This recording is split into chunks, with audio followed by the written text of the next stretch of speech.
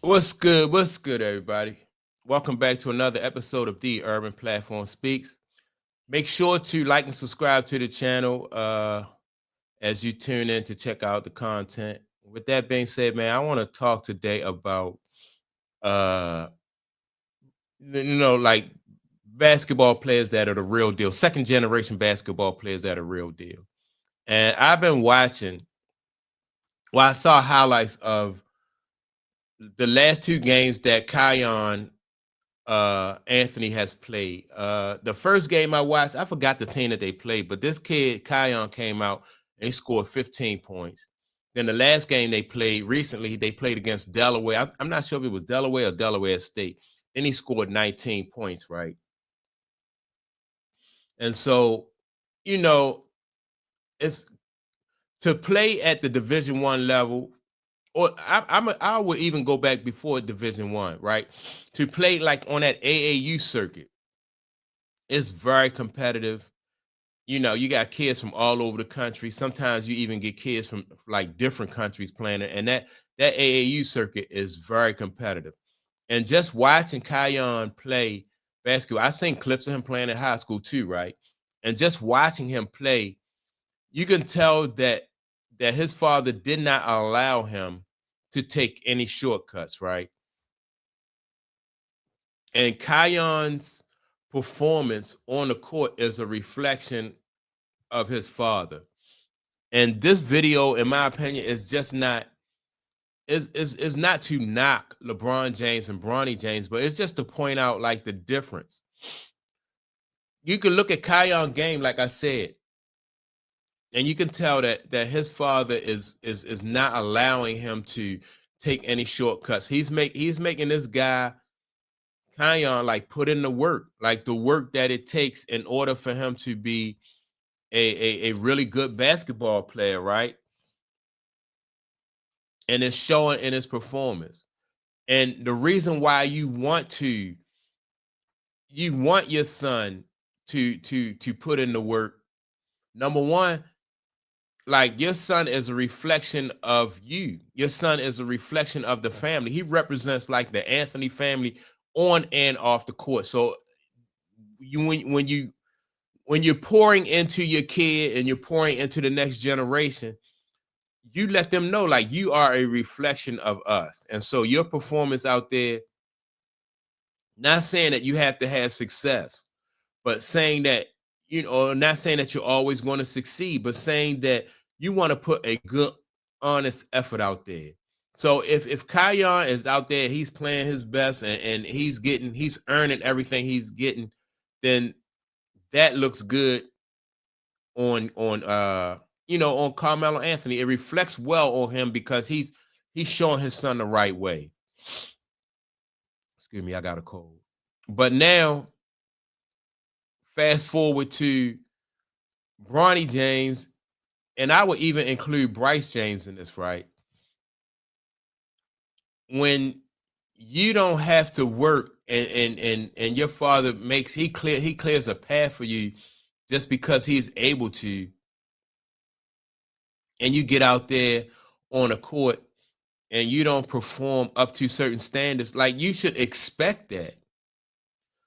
You should expect that he's representing his father, but his father has always cleared the path for him and not allowed him to put in the work that's necessary for him to be a success at that level.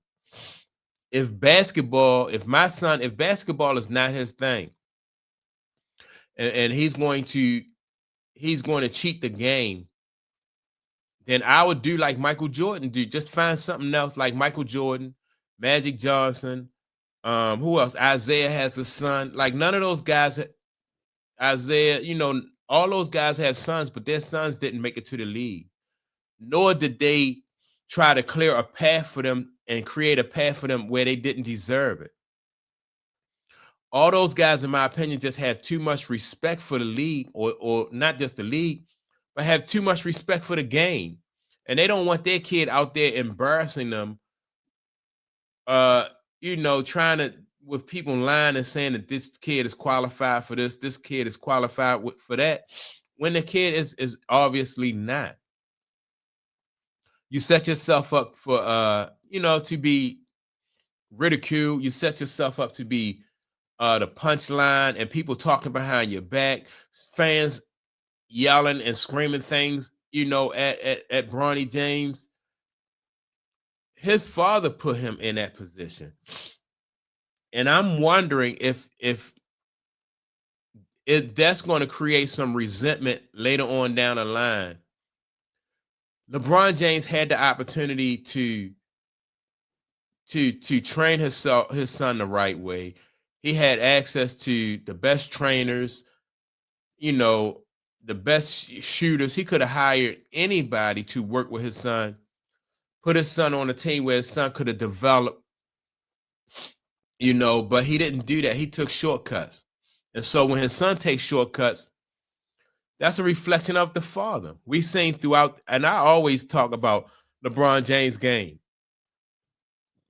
Excuse me. The way LeBron James, he never developed his game, in my opinion. He never, no mid-range game, no low post game. He cannot play, with his back to the basket. And we have seen so many different franchise ball players come through and be able to play or develop skills like throughout their careers. Like Michael Jordan wasn't a jump shooter when he got to the league, but he developed the jump shot. They said Michael Jordan couldn't go left. By the time Michael Jordan finished his career, like his left hand was his strongest hand, or at least as strong as his right hand. Larry Bird, like used to always talk about how every offseason he would develop a new skill. So if you were trying to stop Larry Bird the year before, now he's on to something else. Same thing with Magic Johnson. So they never cheated the game. But not only did LeBron James cheat the game, he allowed his sons to cheat the game. And that is a reflection of him. That's what basketball fans dislike the most. Because if you're a fan, if you're going to invest your time in sitting down and watching somebody play, you want to watch somebody do the best that they can do. Like I said, everybody is not going to have LeBron James type success. We don't want LeBron, Bronny James. We're not expecting him to be like LeBron James. Like LeBron James is a guy who hit the genetic lottery. This guy is 6'9", 200 and like 60 pounds, and move like a point guard. Like he has the agility of a point guard. Like, so that ability right there is in my opinion, you can't teach that. That's like God-given ability. And his son obviously don't have that. Neither one of his sons had it. They don't move on a court like him. They don't have his strength, or his speed, or his athleticism at that size, right? So, but they still can be developed into the best players that they can.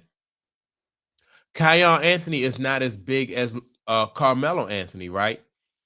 But you see when he play, you see that confidence. You see that he worked on his game. He developed his skills, and you see a kid that is hungry and a kid that is going to continue. In my opinion, he's going to continue to work at his craft. So people appreciate that, even if you're not a Syracuse Orangeman fan. You at least you still can appreciate the fact that this kid has worked and earned his spot to where he is.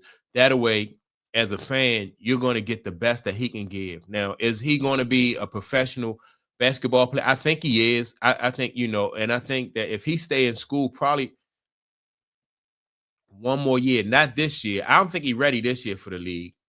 That's up to them, though. My personal opinion, I think he should stay to his sophomore year. And knowing Carmelo Anthony, I think he'll probably he'll probably be honest with his son and tell him no. If he feel like he want him to stay one more year, he'll stay. He has a great influence, man. That's cool to see that he has been a great role model and a great influence for his son, man. He's not allowing his son to take shortcuts and stuff like that. So this guy's going to put the best product out there. Kion is going to put the best performance out there for the fans.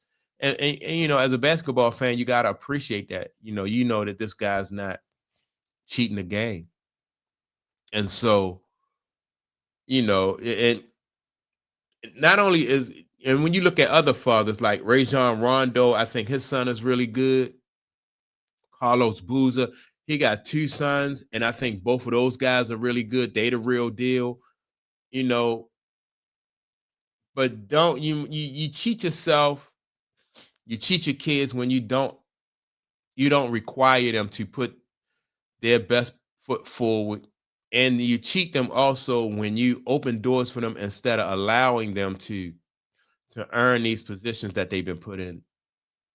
And that's why fans give so much pushback to LeBron James, because people don't really even people like the flopping and all that other stuff LeBron James has done throughout his career. People really don't respect that. People want to see, like Dwayne Wade and Kobe.